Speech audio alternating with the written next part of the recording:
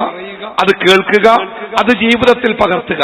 ഇന്നത്തെ ഈ മഹല്ല് സംഗമം കഴിഞ്ഞ് നമ്മളൊക്കെ വീടുകളിൽ പോയി കിടന്നുറങ്ങി നാളെ രാവിലെ സുബഹി നമസ്കാരത്തിന് മുമ്പേ നമ്മൾ എഴുന്നേറ്റ് പുതിയ ഒരു പുലരിയിലേക്ക് പ്രവേശിക്കുമ്പോൾ നമ്മുടെ ജീവിതത്തിൽ കാര്യമായ കൃത്യമായ ചില മാറ്റങ്ങളൊക്കെ ഉണ്ടായാൽ ഈ സംഗമം ധന്യമായി. അല്ലാഹു നമ്മളെ അനുഗ്രഹിക്കുമാറാവട്ടെ. നമ്മുടെയൊക്കെ കുടുംബം എന്ന് പറയുന്നത് നമ്മുടെ ജീവിതത്തിലെ ഏറ്റവും പ്രധാനപ്പെട്ട സംഗതിയാണ്. നമ്മുടെ ജീവിതത്തിൽ നമ്മൾ ഏറ്റവുമേറെ ആരോഗ്യം ചെലവഴിക്കുന്നതും പണം ചെലവഴിക്കുന്നതും നമ്മുടെ ജീവിതത്തിൽ പ്രയാസങ്ങൾ സഹിച്ചതും നമ്മുടെ സ്വപ്നങ്ങളെയൊക്കെ നമ്മൾ ഇല്ലാതാക്കിയതുമൊക്കെ ഒരു കുടുംബത്തിന്റെ സംസ്ഥാപനത്തിന് വേണ്ടിയാണ്. ആ കുടുംബം സുഖമായിരിക്കുവാൻ വേണ്ടി നമ്മൾ വേദനിച്ചിട്ടുണ്ട്. ആ കുടുംബം ചിരിക്കുവാൻ വേണ്ടി നമ്മൾ കരഞ്ഞിട്ടുണ്ട്. ആ കുടുംബത്തിന്റെ ഭാവി ഭദ്രമാകുവാൻ വേണ്ടി നമ്മുടെ ജീവിതത്തിനെ പ്രയാസങ്ങളിലൂടെ നമ്മൾ കൊണ്ടുപോയിട്ടുണ്ട്. ഇതൊക്കെ ഉദാഹരണമില്ലാതെ നമ്മുടെ ജീവിതത്തിൽ തന്നെ നമ്മളെമ്പാടും അനുഭവിച്ചുകൊണ്ടിരിക്കുന്നതാണ്, കേൾക്കുന്നതാണ്, കാണുന്നതാണ്. അതുകൊണ്ട് തന്നെ ഒരു കുടുംബം നമുക്ക് എത്രമേൽ പ്രിയപ്പെട്ടതാണ് എന്ന് പ്രസംഗിച്ച് ബോധ്യപ്പെടുത്തേണ്ട ഒരു സംഗതിയേ അല്ല. ഒന്ന്, എന്റെ സംസാരത്തിൽ ഒന്നാമതായി ഞാൻ പറയാൻ ഉദ്ദേശിച്ച കാര്യം അത് ഞാൻ പറഞ്ഞു തീർത്തു. അതായത് നമ്മുടെ ജീവിതത്തിലെ ഏറ്റവും മൂല്യമുള്ള, ഏറ്റവും വിലയുള്ള, ഏറ്റവും ശക്തമായ സംവിധാനമാണ് നമ്മുടെ കുടുംബ സംവിധാനം എന്നത്. ഒന്ന്. രണ്ട്, ഈ കുടുംബ സംവിധാനം കൊണ്ട് എന്തൊക്കെ നേട്ടങ്ങളാണ് നമുക്ക് ഈ ലോകത്ത് കിട്ടുന്നത് നിങ്ങൾ ആലോചിച്ചിട്ടുണ്ട്? ചില ആളുകളൊക്കെ പുതിയ കാലത്ത് പറയുന്നുണ്ട് കുടുംബം എന്നൊക്കെ പറഞ്ഞാല് അസ്വാതന്ത്ര്യത്തിന്റെ വേലിക്കെട്ടുകളാണ്, നമ്മുടെ ജീവിതത്തിനെ അത് കുടുക്കിയിടുകയാണ്, നമ്മുടെ ജീവിതത്തിന്റെ സ്വസ്ഥതയെയും സമാധാനത്തെയും അതില്ലാതാക്കുകയാണ്. അതുകൊണ്ട് കുടുംബത്തിന്റെ വേലിക്കെട്ടുകൾ തകർത്ത് ഓരോരുത്തരും സ്വതന്ത്രരായി മാറുക, സ്വതന്ത്രരായി ജീവിക്കുക, അവനവന്റെ ഇഷ്ടങ്ങൾക്ക് അവനവൻ ജീവിക്കുക എന്നൊരു പുതിയ മുദ്രാവാക്യം ഈ ലോകത്ത് കടന്നു വന്നിട്ടുണ്ട്. നമ്മുടെ കുട്ടികളൊക്കെ ഇപ്പൊ നമ്മളോട് ചോദിക്കുന്നുണ്ടേ, എന്തിനാ കല്യാണം കഴിക്കുന്നത്? ഈ കല്യാണം കഴിക്കാതൊക്കെ പറഞ്ഞാൽ ഇടങ്ങേറല്ലേ? കല്യാണമൊന്നും കഴിക്കാതെ ഇഷ്ടമുള്ളവർ തമ്മിൽ ഇഷ്ടപ്പെട്ടവന്റെ കൂടെ ഇഷ്ടം പോലെയൊക്കെ ജീവിക്കുക. ആ ഇഷ്ടം തീർന്നു എന്ന് തോന്നുമ്പോ ഇറങ്ങിപ്പോരുക.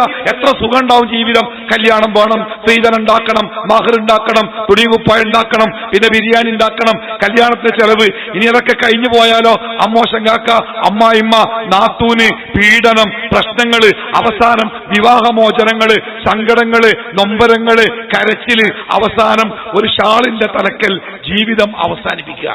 എന്തിനാണ് ഈ ഇടങ്ങേറിന്റെ കുടുംബബന്ധമൊക്കെ എന്ന് ചോദിക്കുന്നുണ്ട് നമ്മുടെ മക്കളൊക്കെ ഇപ്പൊ നമ്മളോട്. അതുകൊണ്ട് ഒന്ന് കേൾക്കണം നമ്മൾ, എന്തിനാണ് നമുക്ക് ഈ കുടുംബ സംവിധാനം? ഈ ചോദ്യത്തിന്റെ ഉത്തരം പറയുമ്പോ നമ്മൾ ആദ്യം മനസ്സിലാക്കേണ്ട സംഗതി, കുടുംബം മനുഷ്യൻ കുടുംബമായിട്ടാണ് ജീവിക്കേണ്ടത് എന്നത് മനുഷ്യൻ തീരുമാനിച്ചെടുത്ത ഒരു തീരുമാനമല്ല. ഞാൻ കുടുംബമായിട്ടാണ് ജീവിക്കേണ്ടത് എന്നത് ഞാൻ തീരുമാനിച്ചെടുത്ത ഒരു തീരുമാനമല്ല. എന്റെ സൃഷ്ടാവ് എന്നെ സൃഷ്ടിച്ചപ്പോൾ തന്നെ ഒരു കുടുംബത്തിലെ അംഗമായിട്ടാണ് ഞാൻ ഈ ഭൂമിയിലേക്ക് വന്നത്. ഞാൻ ഈ ഭൂമിയിലേക്ക് വന്നപ്പോ എന്റെ കുടുംബത്തിൽ ആരൊക്കെ ഉണ്ട് നിങ്ങൾക്കറിയോ? എന്റെ വാപ്പുണ്ട്, എന്റെ ഉമ്മ ഉണ്ട്, എന്റെ എളാപ്പുണ്ട്, എന്റെ മൂത്താപ്പുണ്ട്, എന്റെ അമ്മായികളുണ്ട്. ആകപ്പാടെ ഇല്ലാതിരുന്നത് എന്റെ അനുജന്മാരും എന്റെ ചെറിയ പെങ്ങന്മാരും മാത്രം. ബാക്കിയുള്ളവരൊക്കെ ഞാൻ വരാനിരിക്കുന്ന ഈ കുടുംബത്തിലേക്ക് നേരത്തെ ചേർക്കപ്പെട്ടവരായി അവർ ഈ ലോകത്തുണ്ട്. ഞാൻ ജനിച്ച് കണ്ണൊക്കെ തുറന്നിങ്ങനെ മേപ്പെട്ട് നോക്കി കരയാൻ തുടങ്ങിയപ്പോ എന്റെ ഉമ്മ ഒരാളെ ചൂണ്ടിക്കാട്ടിയിട്ട് പറഞ്ഞു, ധാരാ നിൽക്കണ എനിക്കറിയോ?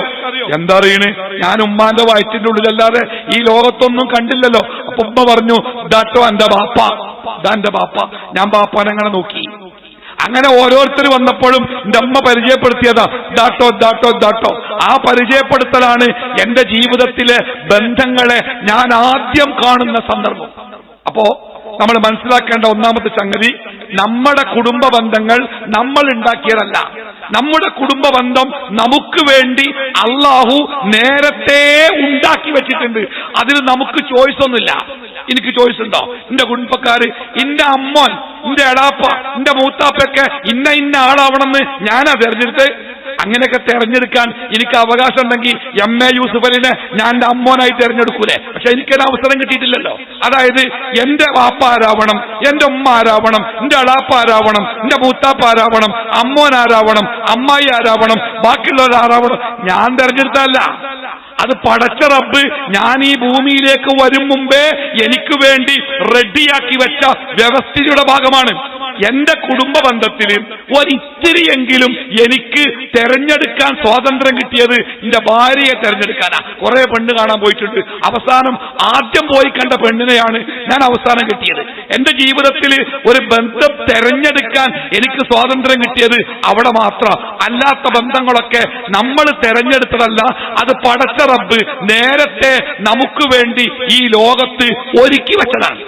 അത് ഒരുക്കി വെച്ച പടച്ച റബ്ബ് നിർബന്ധപൂർവം നമ്മളോടൊരു കാര്യം കൂടി പറഞ്ഞു. ഈ ബന്ധത്തെ മുറുകെ പിടിക്കേണ്ട ചുമതല നിനക്കുണ്ട്. നിനക്ക് ഇഷ്ടപ്പെട്ടാലും ശരി, നിനക്ക് ഇഷ്ടമില്ലെങ്കിലും ശരി, ഈ ബന്ധത്തെ ചേർത്തു പിടിക്കേണ്ട, മുറുകെ പിടിക്കേണ്ട, പൊട്ടിപ്പോകാതെ അതിനെ കൂട്ടിപ്പിടിക്കേണ്ട ചുമതല നിനക്കുണ്ട്. ഇവിടെ ഞാൻ ഈ സ്റ്റേജിൽ വന്ന് നിൽക്കുമ്പോ ഇവിടെ ഒരു തൂണ്, അവിടെ ഒരു തൂണ്, ഇവിടെ ഒരു ലൈറ്റ്, ഭയങ്കരമായ വെളിച്ചം, എനിക്ക് ആകപ്പാട് ഇടങ്കേറി. ഞാൻ ഈ തൂണ് കെട്ടി പിടിച്ചു നോക്കുമ്പോ, തൂണ് പിടിച്ചാൽ ഈ മൂർത്താവും ഇങ്ങോട്ട് വരും. ഈ ലൈറ്റ് ഓഫ് ആക്കിയാൽ ഇവിടെ ഭയങ്കര ഇരുട്ടാവും. അപ്പൊ സംഘാടകർ എന്നോട് പറഞ്ഞു, മൗലവി നിങ്ങളെ പ്രസംഗിച്ചോളി, നിങ്ങൾ ആ തൂണുമലും ലൈറ്റുമലും തുടണ്ട, അതൊക്കെ അവിടെ തന്നെ നിൽക്കൽ നിർബന്ധമാണ്. അല്ലാഹു സുബ്ഹാനഹു വ തആല ഈ ബന്ധങ്ങളെ ഏൽപ്പിച്ചിട്ട് നമ്മളോട് പറഞ്ഞത്, ഈ ബന്ധങ്ങൾ ചേർത്തു പിടിക്കൽ നിങ്ങളുടെ മേൽ നിർബന്ധമാണ്. എത്രത്തോളം നിർബന്ധമാണ് നിങ്ങൾ? നബി സല്ലല്ലാഹു അലൈഹി വസല്ലമ പറയണേ, ലാ യദ്ഖുലുൽ ജന്ന ഖാതിഉ റഹ്മിൻ. കുടുംബ ബന്ധം മുറിച്ചു കളഞ്ഞവൻ സ്വർഗത്തിലേ പോവില്ല, സ്വർഗത്തിലേ പോവില്ല. എന്താ കാരണം എന്നറിയോ?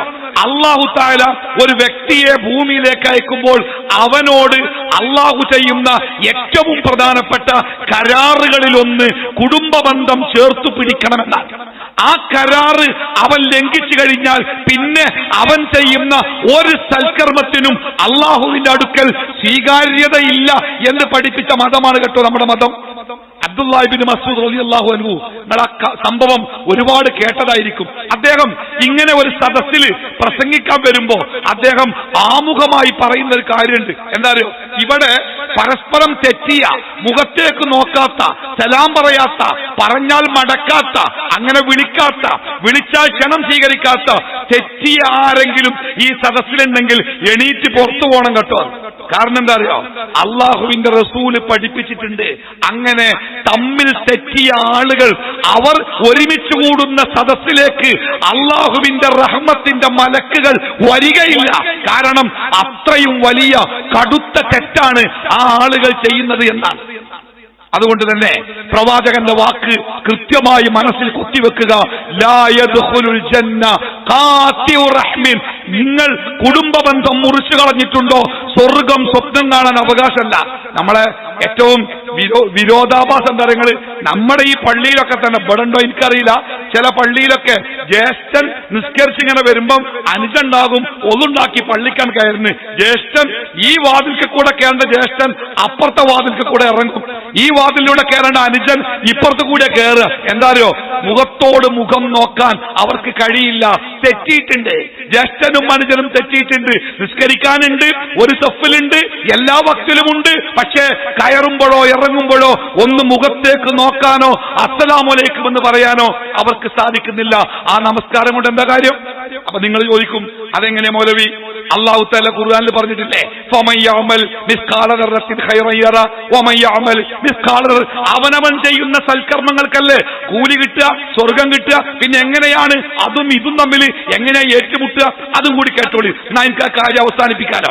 റസൂലുള്ളാഹി സ്വല്ലല്ലാഹു അലൈഹി വസല്ലം പറയണേ, ഓരോ മനുഷ്യനും ചെയ്യുന്ന സൽക്കർമ്മങ്ങൾ മലക്കുകൾ ശേഖരിക്കും. നമ്മൾ ചെയ്യുന്ന കർമ്മങ്ങളൊക്കെ മലക്കുകൾ ശേഖരിക്കും. അത് ശേഖരിച്ചിട്ട് എല്ലാ തിങ്കളാഴ്ചയും എല്ലാ വ്യാഴാഴ്ചയും അള്ളാഹുവിന്റെ മുമ്പിലേക്ക് മലക്കുകൾ ആ കർമ്മങ്ങളെ കൊണ്ടെത്തിക്കും.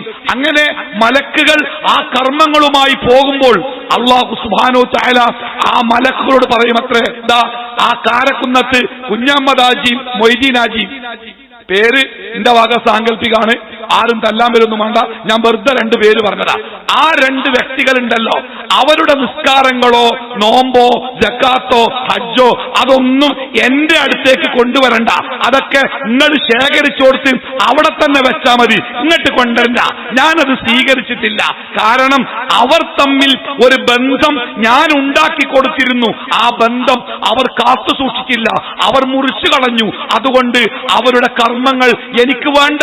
ഇനി മരിക്കുന്നതിന്റെ മുമ്പ് എന്നെങ്കിലും അവർ രണ്ടാളും നന്നാവുകയാണെങ്കിൽ ആ കർമ്മങ്ങൾ ഞാൻ സ്വീകരിക്കാം, അല്ലെങ്കിൽ ആ കർമ്മങ്ങൾ എനിക്ക് വേണ്ട. നിങ്ങൾക്ക് മനസ്സിലായോ?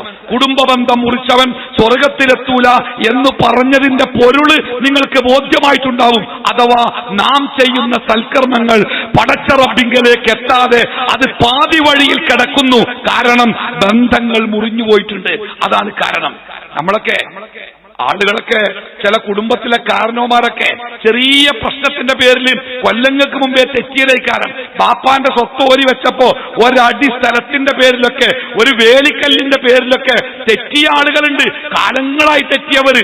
ചിലപ്പോ നമ്മൾ പള്ളിയിലൊക്കെ മസ്ലഹത്ത് കമ്മിറ്റി ഉണ്ടാവുകയും ആ കമ്മിറ്റി ഈ തെറ്റുകളെ ഒന്നിപ്പിക്കാൻ വേണ്ടി 2 കൂട്ടരെയും വിളിച്ചിരുത്തി സംസാരിക്കും. അപ്പോ 70-80 വയസ്സുള്ള ചില പ്രായമുള്ള കാരണവന്മാർ പറയുന്ന ഡയലോഗ് ഉണ്ട്. എന്താ നിങ്ങള്, ഞാനോ ഓനോടോ ഞാൻ നന്നാകെ, ഞാൻ ഓനോട് നന്നാവുന്ന പ്രശ്നമല്ല. എന്റെ മയ്യത്ത് പോലും ഓൻ കാണാൻ വരാൻ പാടില്ല, എന്റെ മയ്യത്ത് ഓൻ കാണാൻ വരാൻ പാടില്ല, എന്റെ വീട്ടിക്ക് ഓനെ കയറ്റാൻ പാടില്ല. എന്തൊക്കെ ഡയലോഗുകൾ. എന്നിട്ട് അവസാനം മരിച്ചിട്ട് മയ്യത്ത് പള്ളി കൊണ്ടുപോയി വെച്ച് നിസ്കരിക്കുന്നതിന് മുമ്പ് ആ മയ്യത്തിന്റെ തലക്കും പുറത്തുനിന്ന് ഒന്നുകിൽ പള്ളിയിലെ ഉസ്താദ് അല്ലെങ്കിൽ മക്കള് അല്ലെങ്കിൽ ബന്ധുക്കള് ആരെങ്കിലുമൊക്കെ പറയുന്നൊരു വാക്കുണ്ട്, ഞങ്ങളുടെ വാപ്പ ആരോടെങ്കിലും എന്തെങ്കിലുമൊക്കെ ചെയ്തു പോയിട്ടുണ്ടെങ്കിൽ ദീനുൽ ഇസ്ലാമിനെ ഓർത്ത് നിങ്ങൾ പുറത്തു കൊടുക്കണം കേട്ടോ. ആര്? പടച്ചോൻ പുറത്തു കൊടുക്കൂല. പുറത്തു കൊടുക്കണമെങ്കിൽ ജീവിതകാലത്ത് ഈ കൊക്കില് ജീവണ്ടല്ലോ, ആ ജീവൻ നമ്മുടെ ശരീരത്തിലുള്ള കാലത്ത് പോയിട്ട് കാക്ക അല്ലെങ്കിൽ മോനെ എന്റെ അടുത്ത് ഇങ്ങനെയൊക്കെ ഉണ്ടായിട്ടുണ്ട്, അതൊക്കെ ഈ പുറത്തിനിക്ക് മാപ്പ് തരണം കേട്ടോ എന്ന് ചോദിക്കാൻ നമുക്ക് തോന്നിയിട്ടില്ലെങ്കിൽ പറ്റിയിട്ടില്ലെങ്കിൽ നമ്മുടെ കർമ്മങ്ങൾ പാതി വഴിയിലാണ് എന്ന് മനസ്സിലാക്കണം. ഹബീബായ മുഹമ്മദ് മുസ്തഫ സ്വല്ലല്ലാഹു അലൈഹി വസല്ലമ മരിക്കുന്നതിന്റെ ദിവസങ്ങൾക്ക് മുമ്പേ മദീന പള്ളിയുടെ മിമ്പറിൽ കയറിയിട്ട് അള്ളാഹുവിന്റെ ഹബീബ് ചോദിക്കാണ്, ഈ ഇരിക്കുന്നവർക്കാർക്കെങ്കിലും ഞാൻ സാമ്പത്തികമായിട്ട് എന്തെങ്കിലും തരാണ്ടോ? ആരും മുണ്ടിയില്ല. രണ്ടാമതും ചോദിച്ചു, എന്തെങ്കിലും തരാണ്ടോ? ആരും മിണ്ടിയില്ല. മൂന്നാമതും ചോദിച്ചു, ആർക്കെങ്കിലും എന്തെങ്കിലും തരാണ്ടോ? അപ്പൊ ഒരാൾ എണീറ്റിട്ട് പറഞ്ഞു, എനിക്ക് ഇത്തിരി നാണയങ്ങൾ തരാനുണ്ട്. റസൂലുള്ളാഹ് ആ മിമ്പർ വന്ന് ഇറങ്ങിയിട്ട് നേരെ തന്റെ പള്ളിയുടെ പിന്നിലുള്ള വീട്ടിൽ പോയിട്ട് ആ നാണയങ്ങൾ കൊണ്ടുവന്ന് ഈ മനുഷ്യർ കൊടുത്തു.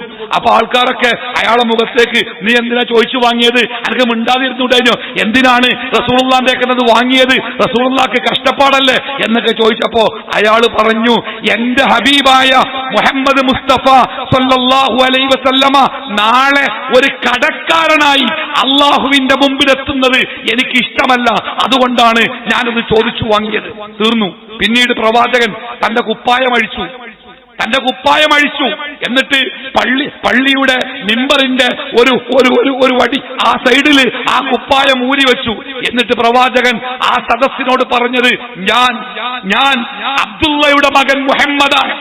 പ്രവാചകൻ എന്നല്ല പറഞ്ഞത്, ആ പദവിയല്ല ഉപയോഗിച്ചത്, ഞാൻ അബ്ദുള്ളയുടെ മകൻ മുഹമ്മദാണ്. എന്നിട്ട് പറഞ്ഞു, നിങ്ങളെ ആരെയെങ്കിലും വാക്കുകൊണ്ടോ ശരീരം കൊണ്ടോ ഞാൻ വേദനിപ്പിച്ചിട്ടുണ്ടെങ്കിൽ നിങ്ങൾക്ക് എന്നോട് പ്രതികാരം ചെയ്യാം, പകരം വീട്ടാം. അള്ളാഹുവിന്റെ കോടതിയിലേക്ക് നിങ്ങളത് വെക്കരുത്. അല്ലേ? ആരാ പറഞ്ഞറിയോ?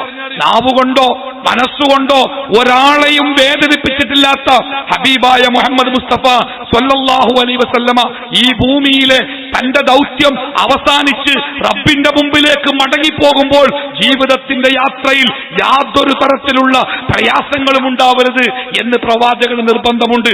അതുകൊണ്ട് പ്രിയപ്പെട്ടവരെ, ഇന്നത്തെ ഈ സംഗമം, ഈ സംഗമത്തിലെ ഈ കുടുംബ സംഗമത്തിലെ കുടുംബത്തോടൊപ്പം സ്വർഗത്തിലേക്ക് എന്ന ആ വിഷയം ഈ സദസ്സിൽ, ഈ നാട്ടിൽ അന്വർത്ഥമാവണമെങ്കിൽ നിങ്ങളൊക്കെ ഒന്ന് മനസ്സിലൊന്ന് ആലോചിക്കണം. എന്റെ കുടുംബത്തിലെ ആരോടെങ്കിലും എനിക്ക് പിണക്കമുണ്ടോ? ആരോടെങ്കിലും മിണ്ടാൻ കഴിയാത്ത, സംസാരിക്കാൻ കഴിയാത്ത, മുഖത്ത് നോക്കാൻ കഴിയാത്ത, ചിരിക്കാൻ കഴിയാത്ത ഒരവസ്ഥ എന്റെ കുടുംബത്തിൽ ആരെങ്കിലും ഉണ്ടോ എന്ന് ഒന്ന് കണ്ണു ചിമ്പി ഒന്ന് ആലോചിക്കുക. ഉണ്ടെങ്കിൽ തീരുമാനിച്ചോളം നാളെ രാവിലെ ഇന്ന് രാത്രി സാധിക്കുമെങ്കിൽ ഒരു ഫോൺ എടുത്ത് വിളിക്കാം. ഞാൻ ഇന്ന് ഇങ്ങനെ പോരുമ്പോ എന്റെ സോഷ്യൽ മീഡിയയിലൂടെ, ഫേസ്ബുക്കിലൂടെ അങ്ങനെ പൊക്കി പോരുമ്പോ 3 ചെറുപ്പക്കാർ ഇന്ന് മരണപ്പെട്ടിട്ടുണ്ട്. ഈ സമൂഹത്തിനും ഈ പ്രസ്ഥാനത്തിനും നിറസാന്നിധ്യമായി മെഴുകുതിരി പോലെ വെളിച്ചം നൽകിയിരുന്ന 3 ചെറുപ്പക്കാരാണ് ഇന്നത്തെ പകലിൽ ഈ ഭൂമിയോട് യാത്ര ചോദിച്ചിരിക്കുന്നത്. ഇന്ന് പോയി കിടന്നുറങ്ങുന്ന നമ്മളിൽ എത്ര പേരാണ് നാളെ രാവിലെ എണീക്കുക എന്ന് പറയാൻ ആർക്കാണ് സഹോദര സാധിക്കുക? ഞാൻ കഴിഞ്ഞ ദിവസം ഒരു ഡോക്ടറുടെ ഫേസ്ബുക്ക് പേജ് വായിച്ചു. അദ്ദേഹം പറഞ്ഞത്, ഒരു മുസ്ലിം രാവിലെ കട്ടിലിൽ നിന്ന് എഴുന്നേൽക്കുമ്പോ ആദ്യം പറയേണ്ട വാക്കെന്താ അറിയോ? അൽഹംദുലില്ലാഹ്. കട്ടിലിൽ നിന്ന് എണീക്കുമ്പോഴേ ആദ്യമായി അവന്റെ ചുണ്ടുകൾ അനങ്ങുന്നത് അൽഹംദുലില്ലാഹ് എന്ന വാക്കിന് വേണ്ടിയാണ്. അതിന്റെ പൊരുളാണ് ആ ഡോക്ടർ കുറിക്കുന്നത്. അദ്ദേഹം പറഞ്ഞത്, ഓരോ ദിവസവും നേരം പുലരുമ്പോൾ വൈകുന്നേരം കിടന്ന വിരിപ്പിൽ നിന്ന് എഴുന്നേൽക്കാൻ കഴിയാത്ത ലക്ഷക്കണക്കിന് ആളുകൾ ഈ ലോകത്തുണ്ട്. ലക്ഷക്കണക്കിന് ആളുകൾ ഒന്നുകിൽ ഒരു സ്ട്രോക്ക് വന്നോ മറ്റോ അവർ തളർന്നു പോയിട്ടുണ്ടാവാം, അല്ലെങ്കിൽ ഉറക്കത്തിൽ അവരുടെ ജീവനെ അല്ലാഹു തആല തിരിച്ചു വിളിച്ച് അവർ മരിച്ചിട്ടുണ്ടാവാം. ഒന്നുകിൽ തളർന്നു പോയിട്ടുണ്ടാവാം, അല്ലെങ്കിൽ മരിച്ചിട്ടുണ്ടാവാം. വൈകുന്നേരം രാത്രി ഭക്ഷണം കഴിച്ച് തന്റെ പ്രിയപ്പെട്ടവരുടെ കൂടെ കിടന്നുറങ്ങിയിട്ട് നേരം പുലരുമ്പോൾ ആ കട്ടിലിൽ നിന്ന് എഴുന്നേൽക്കാൻ കഴിയാത്ത ലക്ഷക്കണക്കിന് മനുഷ്യന്മാർ ലോകത്ത്. എന്നിട്ടും ഞാനും നിങ്ങളും രാവിലെ ആ കട്ടിലിൽ നിന്ന് സ്വയം എഴുന്നേറ്റ് 2 കാലിൽ എഴുന്നേറ്റ് നിൽക്കുന്നുണ്ടെങ്കിൽ അൽഹംദുലില്ലാഹ് എന്നല്ലാതെ എന്താണ് കൂട്ടരെ നമുക്ക് പ്രപഞ്ചനാഥനോട് പറയാനുള്ളത്? അതുകൊണ്ട് എന്റെ പ്രിയപ്പെട്ടവരെ, ഇന്ന് നിങ്ങളുടെ മനസ്സിൽ അങ്ങനെ ഒരു ഓർമ്മയുണ്ട്. ഞാൻ എന്റെ എളാപ്പയോട് മിണ്ടിയിട്ട് കാലമേറെയായി. മൂത്താപ്പയുടെ മക്കളുമായി പിണക്കത്തിലാണ്. അമ്മോനുമായി മിണ്ടാറില്ല, അനുജനുമായി മിണ്ടാറില്ല, ജ്യേഷ്ഠനോട് തെറ്റിയിട്ടുണ്ട്. നിങ്ങൾക്ക് തോന്നുന്നെങ്കിലേ ഈ പരിപാടി കഴിഞ്ഞ് വീട്ടിലെത്തിയാൽ നിങ്ങളുടെ ഫോൺ ഒന്ന് ഓൺ ചെയ്തിട്ട് ആ നമ്പർ നിങ്ങളുടെ മൊബൈലിലുണ്ടെങ്കിൽ ഒന്ന് വിളിക്കണം. കാരണം ഒരുപക്ഷെ ആ വിളിയാവാം നാളെ രാവിലെ നമ്മുടെ ജീവിതം അവസാനിക്കുന്നുവെങ്കിൽ നമ്മളെ സ്വർഗത്തിലേക്ക് എത്തിക്കുന്ന മഹത്തായ സംഗതി എന്ന് നമ്മൾ മനസ്സിലാക്കേണ്ടതുണ്ട്. എന്റെ രണ്ടാമത്തെ പ്രസംഗത്തിന്റെ 2ാമത്തെ വിഷയമാണ് ഞാൻ പറഞ്ഞു തീർത്തത്. അഥവാ കുടുംബമെന്നത് അല്ലാഹു തആല നമ്മളെ ഏൽപ്പിച്ച ഒരമാനത്താണ്. അതുകൊണ്ട് തന്നെ ആ ബന്ധങ്ങൾ പൊട്ടിപ്പോകാതെ, അറ്റുപോകാതെ അത് ചേർത്ത് പിടിക്കേണ്ട ചുമതല നമുക്ക് ഓരോരുത്തർക്കുമുണ്ട്. 3ാമത്തേത് എനിക്ക് പറയാനുള്ളത്, മുഹമ്മദ് നബി സല്ലല്ലാഹു അലൈഹി വസല്ലമയോട് ഒരാൾ വന്ന് ചോദിച്ചത്, അല്ലാഹുവിന്റെ ഹബീബേ, എന്റെ മാതാപിതാക്കൾ മരണപ്പെട്ടു പോയിട്ടുണ്ട്, ഇനി അവർക്ക് വേണ്ടി എനിക്ക് എന്താണ് ചെയ്യാനുള്ളത്? മരണപ്പെട്ടു പോയ നമ്മളൊക്കെ അങ്ങനെയാണല്ലോ. ജീവിച്ചിരിക്കുന്ന കാലത്ത് മാതാപിതാക്കൾക്ക് വേണ്ടി പലതും ചെയ്യാൻ മടിക്കുന്ന ആളുകൾ, ആ മാതാപിതാക്കൾ മരണപ്പെട്ടു പോയാൽ പിന്നെ ആ മാതാപിതാക്കൾക്ക് ചെയ്തു കൊടുക്കാൻ കഴിയാത്തതിന്റെ പേരിൽ സങ്കടപ്പെട്ട് ജീവിക്കുന്ന ഒരുപാട് ആളുകളെ നമ്മൾ കാണാറുണ്ട്. ആ സങ്കടം ഉണ്ടാവാതിരിക്കണമെങ്കിൽ ജീവിതകാലത്ത് ആ മാതാപിതാക്കളെ സ്നേഹിക്കുക. ഞാൻ ഒരു പള്ളിയുടെ ഖബർസ്ഥാനിന്റെ അവിടെ ഒരു മയ്യത്ത് കൊണ്ടുവന്നതായിരുന്നു. ആ മയ്യത്ത് നിസ്കാരം കഴിഞ്ഞ് മയ്യത്ത് മറവ് ചെയ്ത് മടങ്ങിപ്പോരുന്ന സമയത്ത് അവിടെ ഒരു ഖബറുണ്ട്, മനോഹരമായ ഒരു ഖബറ്, നല്ല ഭംഗിയുണ്ട് ആ ഖബറ്. ആ ഖബറിന്റെ 2 തടക്കലും ഒരു ചെടി, ഇങ്ങനെ 2 ചെടികൾ മനോഹരമായി വളർത്തിയിട്ടുണ്ട്. അപ്പുറത്തും ഇപ്പുറത്തുള്ള ഖബറുകളൊക്കെ കാട് മൂടിക്കിടക്കുമ്പോ ഈ ഒരു ഖബറ് മാത്രം നല്ല മനോഹരമായ വൃത്തിയുള്ള ഖബറ്. ഞാൻ പെട്ടെന്ന് വിചാരിച്ചു വല്ല ഔലിയാക്കളുടെ മറ്റൊക്കെ ഖബറുകളായി ജനങ്ങൾ കൊണ്ടു നടക്കുന്ന ഖബറായിരിക്കും. എന്നാലും ആ പള്ളിയിലെ ഉസ്താദിനോട് ചോദിച്ചു, ഉസ്താദ് ആർദാപ്പ ഈ ഖബറ്? ഉസ്താദ് പറഞ്ഞു, അതെ, അതൊരു കഥയാണ്. എന്താ കഥ അറിയോ? ഒരു ബാപ്പ കഷ്ടപ്പെട്ട് മകനെ വളർത്തി, മകൻ ബാപ്പയെ തിരിഞ്ഞു നോക്കാതെ വിദേശത്തെവിടെയൊക്കെയായി അവസാനം ആ മകനെ ഒരു നോക്ക് കാണാനാവാതെ ആ ബാപ്പ മരിച്ചപ്പോൾ, ബാപ്പ നഷ്ടപ്പെട്ടപ്പോഴാണ് ബാപ്പയുടെ വില അറിഞ്ഞ മകൻ ഗൾഫിൽ നിന്ന് വന്ന് ഇപ്പോ എന്നും രാവിലെയും വൈകുന്നേരം ഈ ഖബറിന്റെ അടുത്ത് വരും, അത് അടിച്ചുവാരും, ആ ചെടിയുടെ ഉള്ളിൽ വെള്ളമൊഴിക്കും. അങ്ങനെ ആ ഖബറിനെ അയാൾ അങ്ങനെ പരിപാലിച്ചു കൊണ്ടിരിക്കുക. ആ കഥ പറഞ്ഞിട്ട് ആ ഉസ്താദ് എന്നോട് പറഞ്ഞത്, ജീവിച്ചിരിക്കുന്ന കാലത്ത് ഈ മരത്തിന് വെള്ളമൊഴിച്ച പോലെ ആ ബാപ്പയുടെ ചുണ്ടിലേക്ക് ഒരു തുള്ളി വെള്ളമൊഴിച്ചു കൊടുക്കാൻ ആ മകന് സാധിച്ചിരുന്നെങ്കിൽ എത്ര നന്നായിരുന്നു. പക്ഷെ അതിന് പറ്റിയില്ല. അതിന്റെ പശ്ചാത്താപ ബോധമാണ് ഇപ്പൊ ആ ചെടിയിലേക്ക് വെള്ളമൊഴിച്ചുകൊണ്ട് അയാൾ നിർവഹിച്ചു കൊണ്ടിരിക്കുന്നത്. എന്റെ പ്രിയപ്പെട്ടവരെ, മാതാപിതാക്കൾക്ക് ചെയ്തു കൊടുക്കാനുള്ളത് അപ്പോഴേ ചെയ്തു കൊടുത്തുകൊണ്ടിരിക്കുക. കാരണം നാളെ അത് കൊടുക്കാൻ നമുക്കാവണമെന്നില്ല. ഇന്നൊരാള് എനിക്കൊരു ചെറിയ വീഡിയോ ക്ലിപ്പ് അയാൾ എനിക്ക് അയച്ചെന്ന് പറഞ്ഞു. സങ്കടം വരുന്നുണ്ട്, കരയാൻ തോന്നുന്നുണ്ട്. ഒന്നുമല്ല, ഒരു മകളെ കെട്ടിച്ച വീട്ടിലേക്ക് ആ മകളുടെ ബാപ്പ വിരുന്ന് വന്നതാ. പാവം ബാപ്പ, കണ്ടാൽ തന്നെ അയാളെ കണ്ടാ പാവം തോന്നും. അങ്ങനെ വിരുന്ന് വന്ന് പോകാൻ നേരത്ത് മകള് ബാപ്പായോട് യാത്ര പറഞ്ഞപ്പോ ബാപ്പാന്റെ കീശയിൽ നോക്കിയപ്പോ ചുളിഞ്ഞ 1-2 10 രൂപ നോട്ടുകൾ മാത്രം, വീട്ടിലേക്കെത്താൻ കാശില്ല. അപ്പൊ മകള് നേരെ വീട്ടിൽ റൂമിൽ പോയിട്ട് അവളുടെ ബാഗിൽ നിന്ന് അവൾ കുറച്ച് പൈസ എടുത്ത് ബാപ്പാക്ക് കൊടുക്കാൻ വേണ്ടി ശ്രമിക്കുമ്പോ ഭർത്താവിന്റെ രൂക്ഷമായ ഒരു നോട്ടം.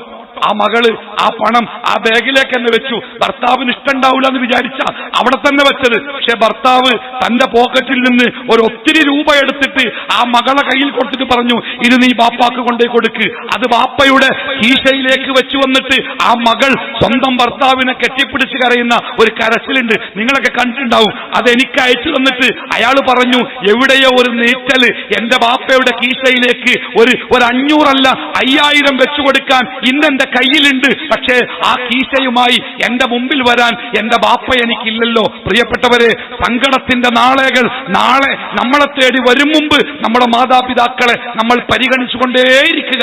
ഇവിടെ പ്രവാചകനോട് അയാൾ വന്ന് ചോദിച്ചത്, എന്റെ ബാപ്പയും ഉമ്മയും മരണപ്പെട്ടിട്ടുണ്ട്, എന്താണ് ചെയ്യാനുള്ളത്? പ്രവാചകൻ സല്ലല്ലാഹു അലൈഹി വസല്ലമ അദ്ദേഹത്തോട് പറഞ്ഞത്, നിന്റെ മാതാപിതാക്കൾക്ക് വേണ്ടി പ്രാർത്ഥിക്കണം. മറക്കരുത് കേട്ടോ. മരണപ്പെട്ടുപോയ മാതാപിതാക്കളുടെ മക്കളോട് ഞാൻ പറയട്ടെ, നിങ്ങളുടെ പ്രാർത്ഥനകളിൽ എപ്പോഴും എപ്പോഴും നിങ്ങളുടെ മാതാപിതാക്കൾ ഉണ്ടാവണം. നോക്കൂ, നിങ്ങൾ മാതാപിതാക്കൾ ജീവിച്ചിരിപ്പുള്ള സമയത്ത് അവരുടെ മുമ്പിലേക്ക് നമ്മൾ കയറി ചെല്ലുമ്പോ ആ പാപ്പാന്റെയും ഇമ്പാന്റെയും സന്തോഷത്താല്, പ്രിയപ്പെട്ടവരെ, നമ്മൾ ഓരോ പ്രാർത്ഥന പ്രാർത്ഥിക്കുമ്പോഴും ഖബറിന്റെ ഉള്ളിൽ നമ്മുടെ മാതാപിതാക്കൾ അനുഭവിക്കുന്ന ഒരു സന്തോഷമുണ്ട്, ഒരാശ്വാസമുണ്ട്. അതുകൊണ്ട് എപ്പോഴും ഓർമ്മയുള്ളപ്പോഴൊക്കെ അവർക്ക് വേണ്ടി പ്രാർത്ഥിച്ചുകൊണ്ടേയിരിക്കുക.